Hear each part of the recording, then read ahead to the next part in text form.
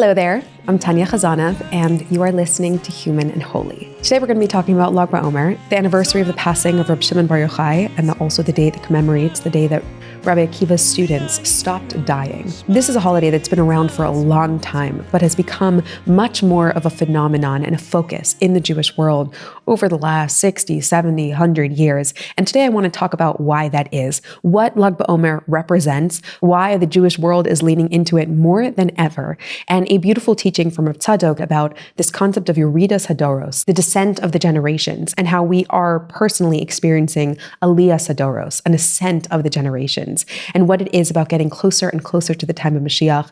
That means that we are more and more connected to the deeper parts of Torah and of godliness and of truth, and why we are experiencing a reversal, quite literally an ascent from generation to generation, and the ability to access more and deeper truths of God's Torah in our personal lives. So before we get started, I just want to talk about BaOmer for a second and who Reb Shimon Bar Yochai was. So for short, Reb Shimon Bar Yochai is often called the Rashbi. He was one of the greatest scholars of the Mishnah and the primary author of the Zohar, which is one of the major books of Kabbalah. And the Rashbi, before his death, said that he wanted the day of his death to be a day of celebration for his students. The anniversary of a Tzaddok's passing is a day when the light and contribution that they brought into the world is only strengthened and more illuminated in the world. And being able to celebrate who the Tzaddik is and was and what their contributions are to the world, to him, was a fitting way for his students to honor his life and to honor the day of his death. And now, years later, we are still dancing around the fires on the Rashbi's yahrzeit, celebrating his life and contributions to Torah scholarship, and to our experience of the deeper parts of Torah. In the Zohar, the Rashbi is referred to as the Butzina Kadisha, the holy candle. And the Bnei Yissaschar explains that since the Rashbi's light is shining so brightly on the day of his Halula, we light a fire and we dance around those fires to celebrate the light that he has brought into the world. Now we see that the Rashbi was very closely connected to the deeper parts of Torah, to the Kabbalistic works of the Zohar, and his presence in this world symbolized the beginnings of a revelation of the deeper, more mystical, more hidden parts of the Torah. And over time, as we get closer and closer to the time of Mashiach, and we move towards a time when the mystical parts of Torah are more revealed and more synthesized with our experience and understanding of Torah and mitzvos, his holiday has become even more central in Jewish life because we are beginning to really celebrate Pnimiyas Torah, the deepest parts of Torah, of the teachings that are centered in the Zohar, the mystical parts of Torah that are coming to the surface in really accessible ways for every single person to have a spiritual, deep understanding of God and the Torah and mitzvos in our lives. And in this paradigm of moving closer and closer to the time of Mashiach and moving towards a great light that is going to be revealed in the world when the whole entire world will be filled with the knowledge of God, we begin to see this reversal. And this is something that R Tzadok explores so beautifully, a teaching that when I studied it felt like such a yes, like full body yes, is the reversal of the Yeridos Hadoros that we often speak about, and how we are beginning to experience an Aliyas Hadoros, an ascent of the generations, as we move closer and closer to the time of Mashiach. But first, let's zoom in on this concept of Yeridos Hadoros, the descent of the generations. What is the source of this concept in Judaism? This idea that every single generation gets further and further from the truth, becomes less and less spiritually sensitive, and is retaining like ascent of the original essence of Torah and Judaism. There are a couple sources in the Talmud that speak about this idea of Yeridos Hadoros, of every generation getting further and further from Mount Sinai, from the Holy Temple, and less spiritually sensitive. One of the most famous ones is this one from Maseches Shabbos. If the early generations are characterized as sons of angels, we are the sons of men. And if the early generations are characterized as the sons of men, we are akin to donkeys. And I don't mean that we are akin to either the donkey of Rabbi Chanina ben Dosa or the donkey of Rabbi Pinchas ben Yair, which, just as a side point, were extremely spiritually sensitive donkeys that wouldn't even eat non-kosher food. Rather, we are akin to other typical donkeys. And if the previous generation are sons of men, then we are akin to donkeys, and not any special donkey or a spiritually sensitive donkey, but a regular, typical donkey. And another really great source that really highlights this idea that we experience Yeridos Hadoros, that every single generation becomes more distant and less spiritually sensitive, is this one from Rabbi Yochanan in Maseches Eruvin, where he says the hearts, the wisdom of the early sages were like the doorway to the entrance hall of the temple, which was 20 by 40 cubits. And the hearts of the later sages were like the doorway to the sanctuary, which was 10 by 20 cubits. And our hearts are like the eye of a fine needle. At first, the hearts of the sages were so large and wide and so expansive and open to divinity. Over time, they became smaller. And now Our hearts are open like the eye of a fine needle. And we do live in a world where spirituality and godliness is not so revealed to us. So in many ways, it makes sense that the Talmud is chronicling this lack of spiritual sensitivity, this tiny needle available in our hearts for the expansion to something beyond ourselves, to an awareness of God in our lives. And I understand this sentiment. I understand why the Talmudic characters bemoan the fact that we are like donkeys in spiritual sensitivity, that our heart is only open the size of a fine needle, not a wide needle, a fine one, the tiniest opening to the divine and to God. And this is sentiment that I hear echoed in the cultural conversation about our current generation and generally about a nostalgia for what was. And I think it roots back to this idea in the Talmud and this sense that we began at Har Sinai, this revelation of divinity in the most incredible way. And then we moved towards the Holy Land. And then we had the Holy Temple. And anything after the destruction of the Holy Temple is far away from an experience of revealed godliness in this world. So as we move away from that great light, that great revelation of divinity at Har Sinai or in the Holy Temple, it's automatic that people will become more desensitized to the experience of godliness and spirituality in this world. Because to be connected to divinity, you have to have a sense of what it actually is. You have to have seen it. And if you literally saw the divine presence in the Holy Temple, if you saw that fire come down on the altar, if you saw God giving the Torah to the Jewish people, that's an experience of divinity that cracks your heart wide open, where your heart is not just open the size of a fine needle to God, but you literally have this gigantic doorway to walk through. You are completely blown open to the experience of the divine, of God in this world. So naturally, as we move away from those experiences of real, revealed divinity in this world, there is going to be a little bit of a calcified heart, a calcified experience of our Judaism and divinity, less of a space and an openness to something beyond ourselves and to the wisdom of Torah. So the sages bemoaning and complaining about the state of the generations and the way that they have deteriorated over time seems so natural to me. And it also makes so much sense to me why generations that may have experienced more presence of tzaddikim or holy righteous people might look at our current generation and say, you don't even know what you're missing. You don't even know what it means to feel the divine. You feel like you have an opening to God, but it's the size of a needle, an experience where we may have had more presence of divinity in our lives. We had more of an openness, more of a connection to spirituality. But this truth is only in regard to the nigla of Torah, to the revealed part of Torah that we received at Har Sinai, that we experienced in the Holy Temple. As we get closer and closer to the time of Mashiach, when the revealed light of the deeper parts of Torah, the hidden dimensions of Kabbalistic ideas and Chassidus become more and more revealed, we are actually moving towards a great light of spirituality and connection to God that we never had previously. And in this teaching, R Tzadok flips the notion on its head that we are experiencing a descent of the generations and says, yes, of course, we experience a distancing from Har Sinai, from the Holy Temple, but we are moving towards redemption. And as that great light gets nearer and nearer and nearer, the hearts of the people are opened up, are widened, are refined, are actually becoming more and more attuned to the spirituality of the world. And I want to look at a prophecy from Yeshaya, a nevuah, where he says, Torah me'iti teitze. Torah will come from me. And this is commonly understood to be referring to Mashiach. And the Medrash comments on this and says, Torah Kadasha me'iti teitze. A new Torah will come from me. When Mashiach comes, a new Torah will be birthed into the world, a new understanding and revelation of an aspect of Torah that we have not experienced throughout time will be revealed into the world. As the Pasuk in Yeshaya says, referring to the times of Mashiach, that the whole world will be filled with the knowledge of God like the water covers the ocean bed. That this world will be completely flooded with an awareness of divinity in a way that we did not get to experience when we first received the Torah. Because the process as Jewish people of receiving the Torah to refining the world to the point where we could experience Mashiach is one where we begin to reveal the deeper, unified experience of the reality so that we begin to truly live in a world where we're not just reading the Torah from the text, but we are living the Torah in our everyday life. The Torah is not going to change when Mashiach comes, but the true essence of the Torah will be revealed. The Torah Kadasha, the new Torah, is a revelation of the deepest parts of Torah that we did not have access to, and certainly not in the individual level. But sages like the Rashbi, who began to bring it out in the Holy Zohar, and then obviously over time, it has been elaborated on even more to make it even more and more accessible to the everyday person. And as it continues to become more and more accessible to the psyche of the human consciousness, we are moving towards a time when that awareness of the deeper parts of Torah becomes just as obvious to us as living and breathing, and becomes completely intertwined with the way that we see the halachos of Torah and all the details of Torah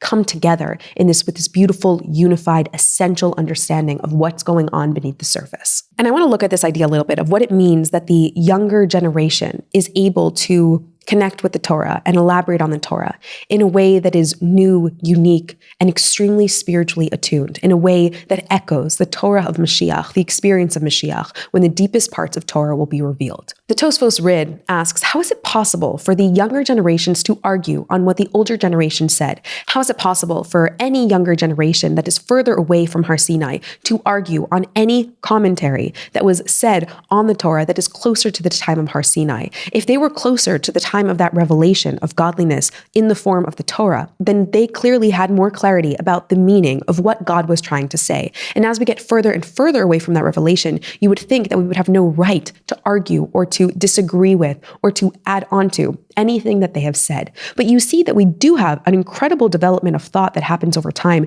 that sages from different generations, younger generations further from Har Sinai, do argue and do add to so much of what previous generations have said, even generations that are very close to Har Sinai, to the time of the giving of the Torah. And his reasoning for this is that though they are giants and we are dwarfs that are standing on the shoulders of giants. And so therefore we can see farther. So he acknowledges that yes, the spiritual stature of man in today's day and age may be so much lesser than those who really experience revealed divinity in our lives. But because we are standing atop their contributions in Torah, their awareness of Torah, we can see further into the distance. And therefore we are adding to what they are saying, and we are able to respond to, possibly even disagree with, because we are able to see further due to their contributions. So essentially, yes, we are dwarves, but we stand on the shoulders of giants, and that allows us to see so far. And R Tzadok expands on this to say, not only are we seeing further, but we have access to more. Because as every light is revealed in this world within Torah,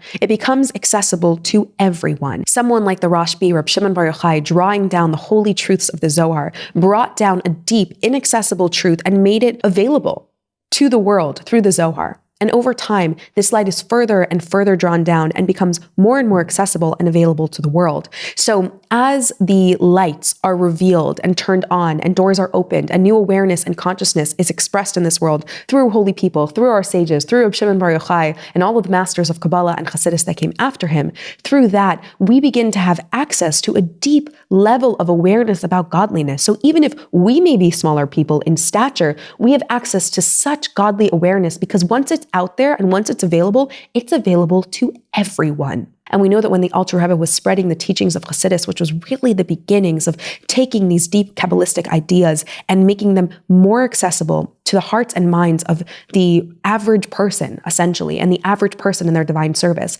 there was a decree in heaven against this. Because if the Alter Rebbe were to bring this wisdom into the world in this way that would be able to speak to the minds and hearts of the average person, this would signal a shift in the world that can never be redacted. It was a move towards the times of Mashiach, when the Pnimis of Torah was revealed. And the Misnagdim who opposed the Alter Rebbe opposed him on a deep spiritual level where they truly believed that these secrets of Torah should not be available in this way to the average person. The Zohar was always something that was inaccessible, that wasn't something that the average person would open up and read and study. It is far too esoteric and mystical. And when he began to take the teachings of Kabbalah and to really express them in a way that could be metabolized by the average person, he was signaling a shift towards a time when the deeper parts of Torah could be assimilated by the average person, by the person of small stature, by the person who did not necessarily have such spiritual attunement, but nevertheless could still have access to the deepest spiritual wisdom of the world, and specifically the deepest wisdom of the Torah. I cannot be the only person who feels this. I do feel that we live in a time when we have access to such wisdom, almost more than we could possibly deserve. And it feels like we have access to the deepest truths of existence and reality, and so many resources too, such a selection of scholars to study from and teachers who really express it in different languages. You can really find a teacher who speaks the language of your soul to teach you the deepest parts of Torah. We have so much available and accessible to us thanks to the contributions and the deep truths that were drawn down by sages and scholars and tzaddikim throughout the generations. There's a really great anecdote of Pinchas Karitzer, who was one of the primary students of the Baal Shem Tov. And he comments on the fact that Avram Ibn Ezra, who was a 12th century Spanish biblical commentator, criticized and misunderstood the poetry of Elazar HaKalir, who was a Jewish poet who wrote many piyutim in terse Hebrew esoteric jargon. He was one of the most foremost poets in his time of liturgical poetry, and many of the kinais that we say on Tisha B'Av were written by him, and he's someone whose work has really been assimilated into the Jewish world. But Ibn Ezra's complaint and his criticism of him, that he was writing in too much of an esoteric,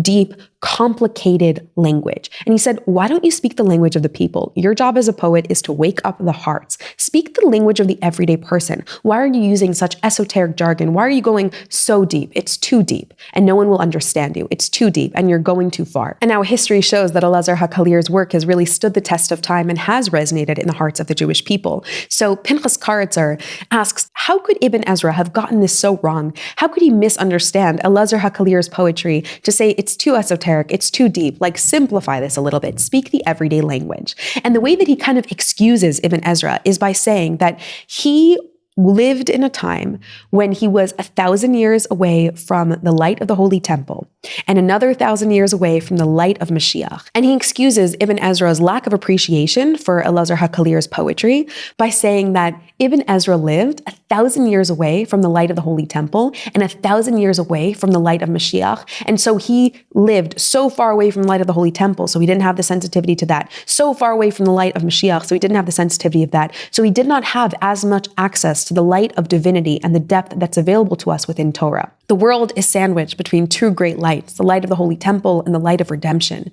And once the people reach a tipping point where, yes, we are further away from the Holy Temple than we ever have been before, but we are closer to the time of redemption than we ever have been before, suddenly we begin to experience a depth and a light in our lives that's the glow and the premonition for the revelation that is to come. Ibn Ezra couldn't understand the depth of the poetry because he lived in a darker time where godliness was less revealed. And even if it feels like we live in a time where there is so much concealment, we are so far away from Har Sinai, we are so far away from the giving of the Torah, we are so far away from the Holy Temple, from the experience of divine revelation. Nevertheless, we are moving closer and closer to the times of Mashiach, and we are experiencing the light of the times of Mashiach within our own divine service, our awareness, and our awakening to the depth that is available to us within the Torah. And R Tzadok says it so beautifully, so I want to say it in his Hebrew words. He says, Sha'af shehanefashos miskatnim b'chol dar, mikol makam, hanekuda shabalev nitaher b'chol dar yaiser.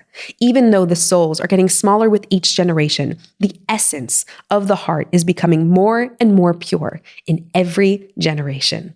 Even though we may be smaller than the generations that came before us, even though we may be lacking the righteous people that were available to us in generations prior, even though we may be further and further away from the Holy Temple, from the giving of the Torah, even though the Talmud might say that our hearts are no longer open like that large doorway, but rather just a fine needle, the eye of a fine needle, that eye of a fine needle, that nekuda, that point in a person's heart is becoming so refined and sensitized to the godliness of this world because we are moving towards a time of redemption. And this is something that I think we are really seeing, a spiritual attunement to divinity that is unlike anything that we have ever seen before. And people love to bemoan the younger generation, love to be nostalgic about times that have passed. But if we could really have an eye for the future, and the light that's coming, and the light that we feel coming, and the light that we feel being revealed in our own hearts, and the light that's being continuously revealed within Torah study, the way that the deepest parts of Torah, the messages of the Rashbi that were first elucidated in the Zohar, are becoming so accessible to the masses, to every single person, to the individual moments of our lives, and to recognize that this is indicative of a shift towards a time when that deeper part of Torah is going to be revealed in the world, where the knowledge of God is going to fill the entire universe. We may be dwarves, we may be small, we may have limited awareness or less of an open heart, But we stand on the shoulders of giants and we can see so far. We have access to every bit of wisdom and every bit of depth within Torah that has been made available to us through the Hasidic masters and the Kabbalistic teachers throughout time. And we are sandwiched between two great lights, the Holy Temple and redemption.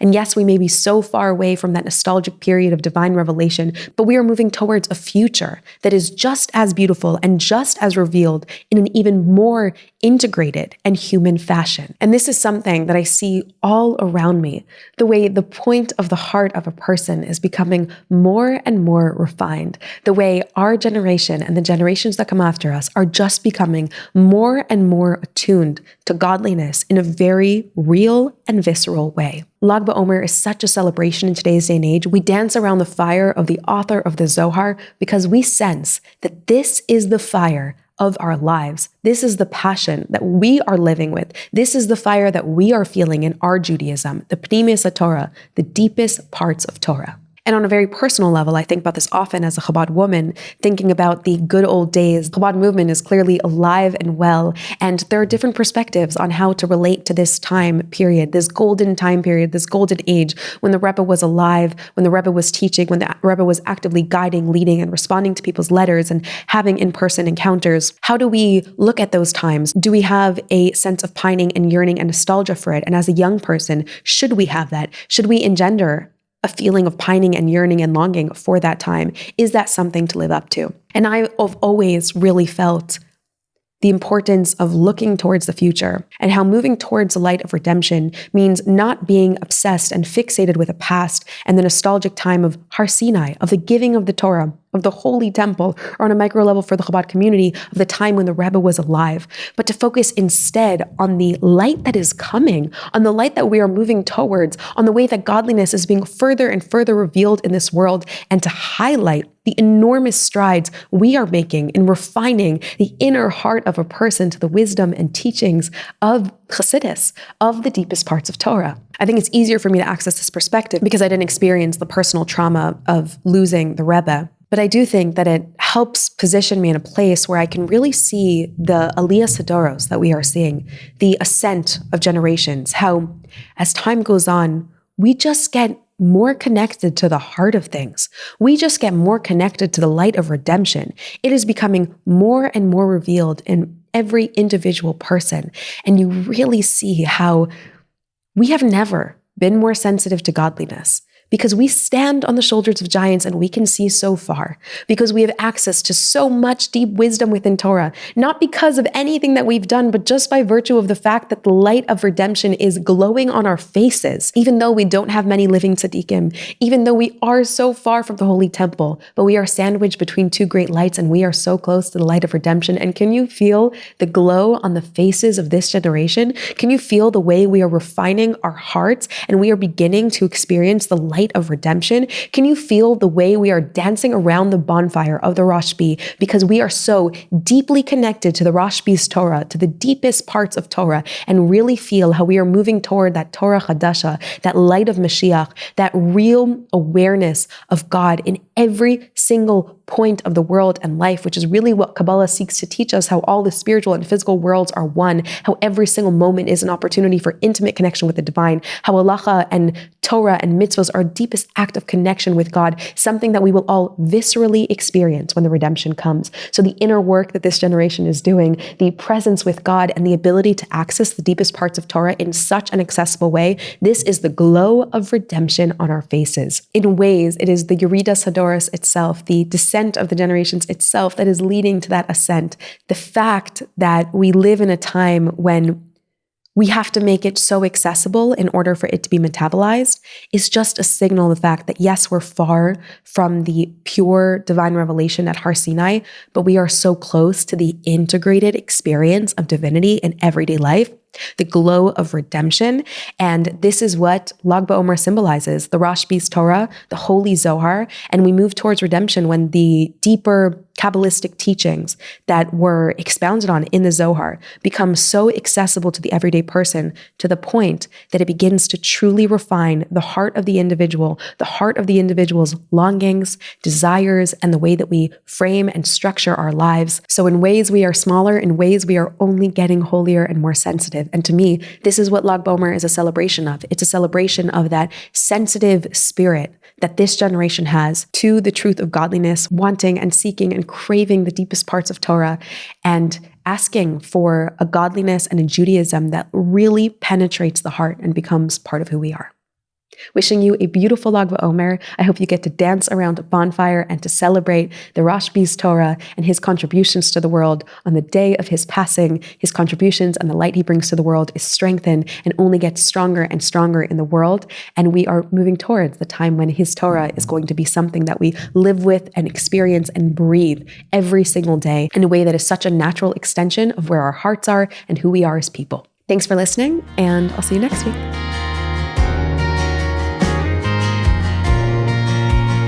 אלוקיי זכיננה בתורתך ובמצוותיך לחבר את נשמתי תמיד אליך לחבר תמיד אליך